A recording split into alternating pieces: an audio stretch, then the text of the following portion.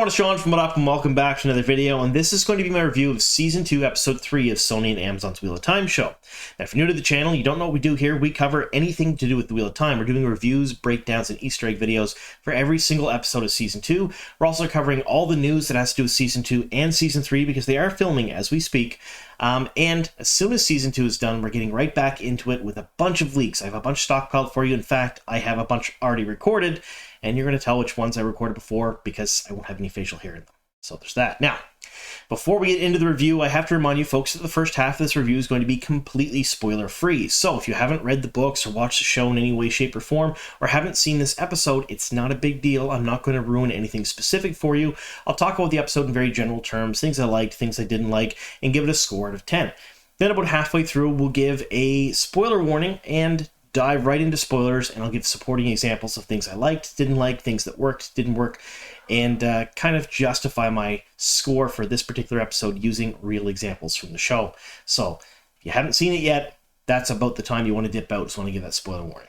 All right, so the third episode, there is a reason, folks, that they dropped 3 episodes at once, and I am almost sure that all the way back in the writer's room, when they had to rework all the scripts for Season 2 after Barney Harris left the cast, because they had a bunch of draft scripts done at that point, I think they knew at that point they were going to do the same thing they did with Season 1 and drop 3 episodes at once, because this was intentionally set up that way. I am almost sure of it. It was meant as a major cliffhanger to keep the fans salivating for the following week when Episode 4 came out. So, how did this episode do? I'm going to give you my score right away because this is the highest rated episode of the season so far for me. Now, I've read a bunch of other bits on social media and things here and there, and I've tried very hard to keep off of all social media and not read anyone else's reviews, but I have seen some other people say they didn't like this, but it didn't make me doubt my score at all. I'm giving this a 9 out of 10. This is by far the best episode of the season.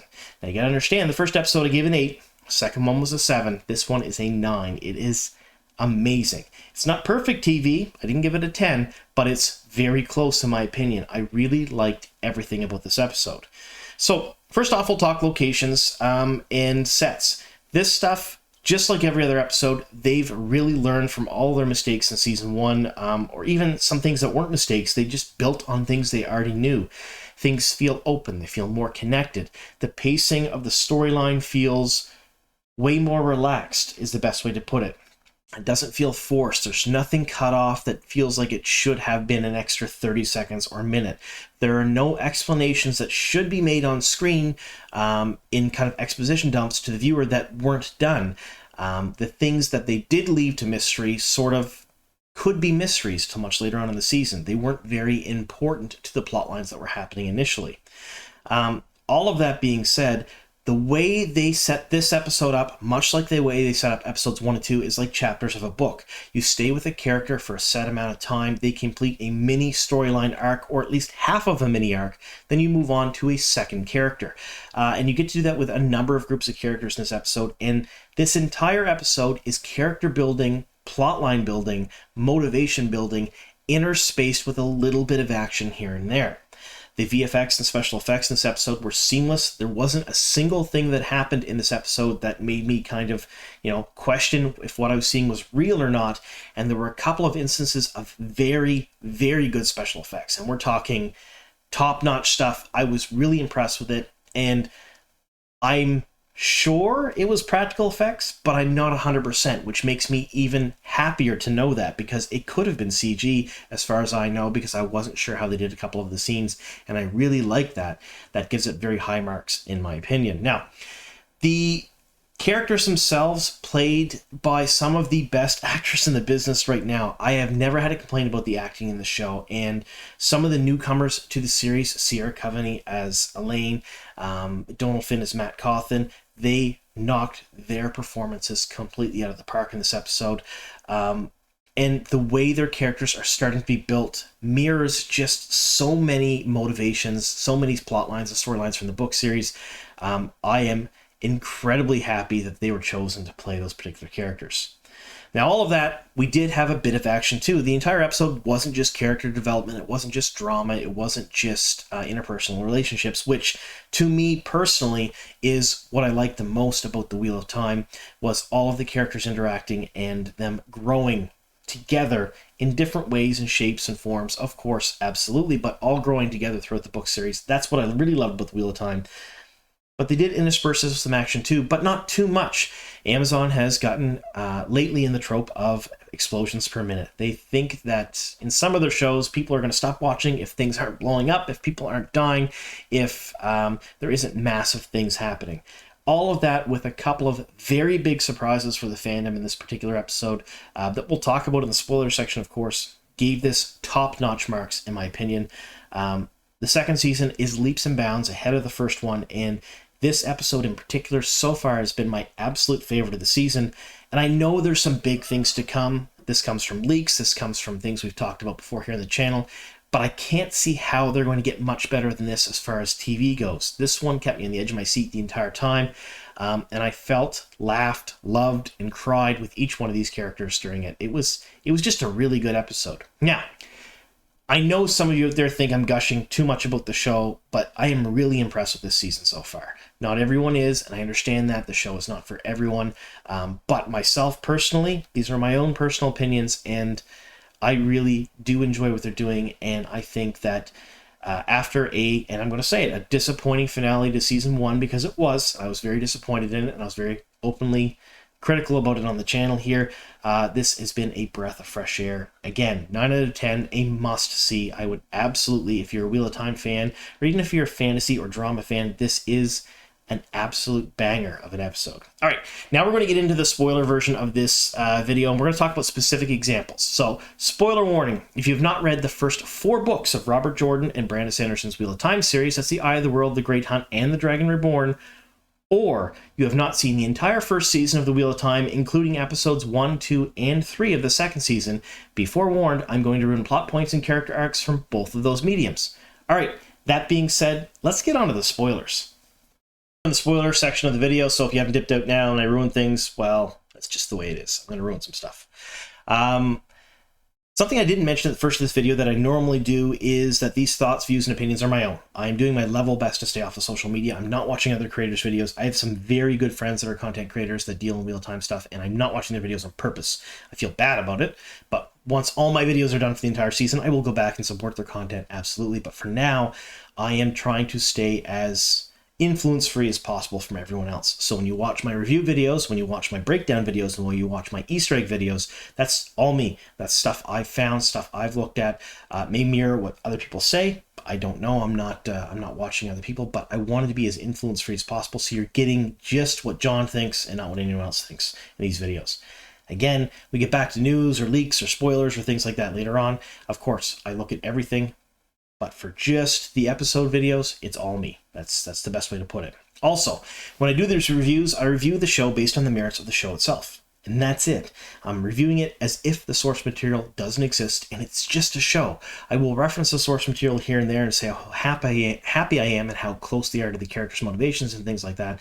But I will never add points or deduct points for how close they are to the source material or how far away they are, because the show is its own thing, and I'm reviewing it based on that, not on any changes, either positive or negative, from the source material. So there's that. And I understand some creators are doing that right now. I haven't, again, watched any of their videos, but I've heard through the grapevine that some people especially don't like some of the changes, but they fit for the show, so I'm happy that they're including them. So there's that. All right, so let's talk about character arcs. I want to talk about Nynaeve first. Nynaeve, absolutely fantastic. Zoe Robbins is just, she embodies the character as far as I'm concerned. She's fantastic. Her accepted test was pure gold. Every scene in this, the way from the cinematography, and the very first shot of the accepted scene came up from underneath Nynaeve and over top her with the lighting. Beautiful, to the fact that she was a child in that, and you get to see that reflected in the water. The way they handled her emotions during that,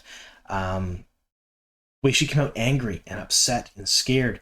I loved every minute of it. It was one of my top 10 scenes that I wanted to see portrayed in the show, and I was not disappointed in any way, shape, or form. Zoe was fantastic. And And of course, the kind of surprise for non-book readers, I think, more than anyone else, that Nynaeve came out and then left the tower. And then if you hadn't read the books, you probably wouldn't have known that she really kind of missed the exit in the books as well. So we kind of knew, book readers knew what was going on there, that they were going to, she was eventually going to come out. But non-book readers probably didn't know that. That was probably a pretty good twist for them when she finally did come out later on at the end of the episode. And I liked that they ended on the fact of her coming out completely upset. I love that. It's sort of a huge cliffhanger for for episode 4 rather, because how is she going to react? How is she going to handle the fact that they did these things to her, especially considering you've already seen how she reacted in the third arch. Really good. I want to talk just about Rand. Rand and Logan, those scenes, I don't know about you folks, but Alvaro Morte is the perfect Logan in my opinion. The way he speaks, the way he moves, he's just a little off. He's not quite all there. He's not quite right. And he is sly. He is just a little deceitful, and he is perfect. I am sure they're merging his character with someone else, which we're not going to talk about in this video. I'll save that for my breakdown video. But I think it's perfect, and the way they're handling it, and the way that Rand is desperate for the attention of Logan and trying to learn how to use the One Power. All those scenes, the drama, even in the courts of Kyrian, the costumes there, oh my.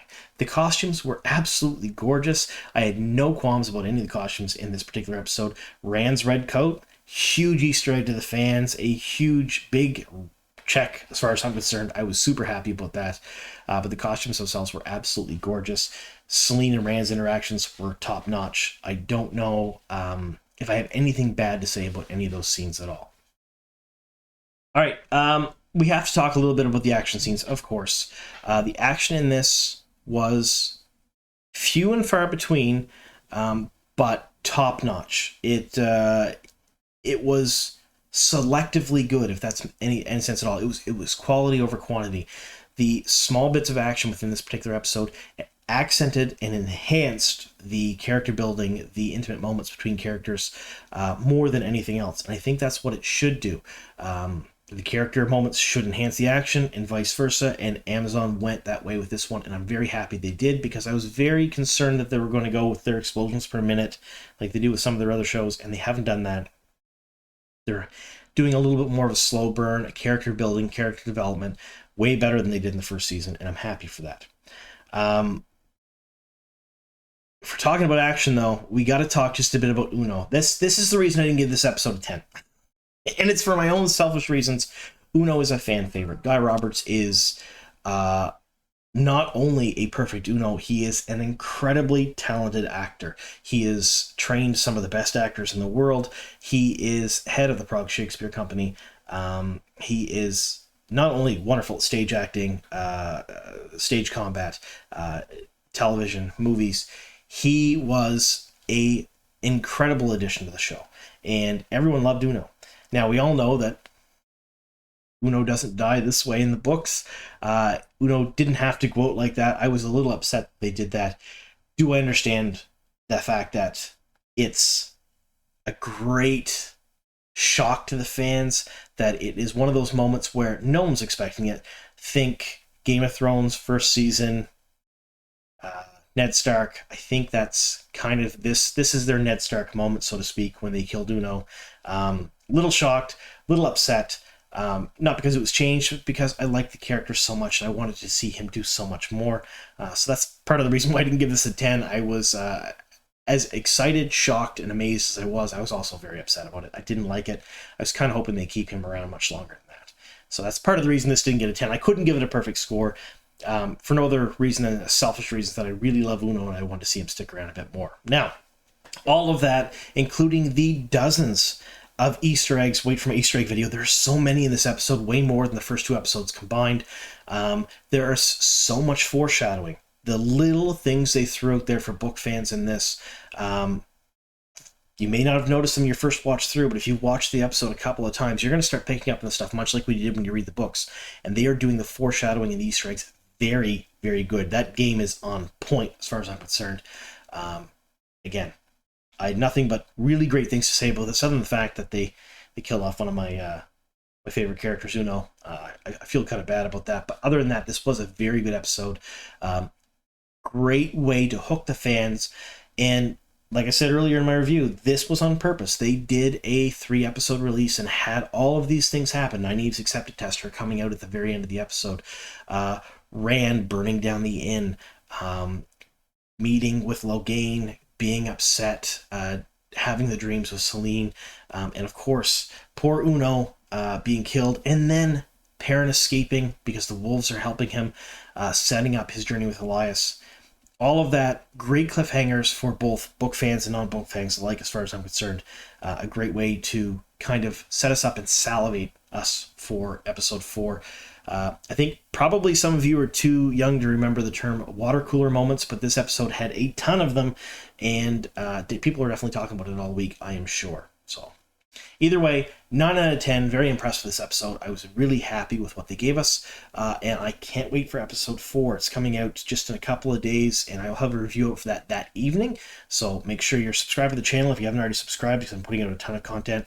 Expect both my breakdown and my Easter egg video for episode 3 coming out tomorrow.